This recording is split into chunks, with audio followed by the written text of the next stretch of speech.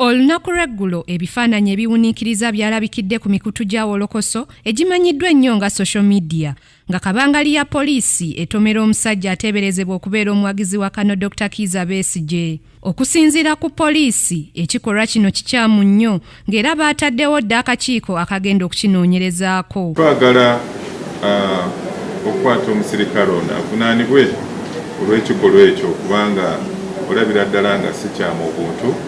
Era nsuubira wakati mu wiiki eno tujja kubanga drive ono amaze okukwatibwa ne kakomanda ate tulyoke tubanjule eri eggwanga. Bino bwe bijjidde nga abasirikale ba poliisi abazze beenyigira mu bikolwa eby'okukuba abantu naddala abawagizi ba Besigye battunka n'emisango gino.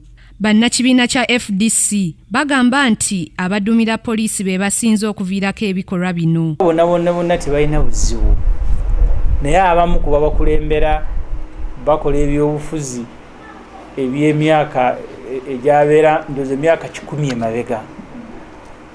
Be balagira abapoliisi bano aba bulijjo genda okuba abantu embooko.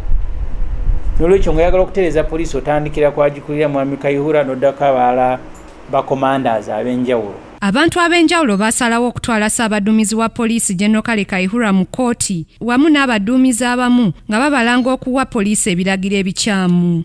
Wabula omwogezi wa poliisi Fred Enanga agamba ensonga zino tebazimanyiiko kubanga tebannafuna kiwandiiko kiva mu kkooti. Twagala okuvaayo bulambalamba okutegeeza bannayuganda nti naguno gujwa tewaliiwo baluwa oba samoni ezivudde mu kkooti y'e Makindye eziyita ssenkagale wa poliisi n'abapoliisi abalala okweyanjula eri kkooti eyo ate basobole okwewozaako. Grace Nantale Kakooza, Basirika Sarah, Kingdom TV, amalindirire.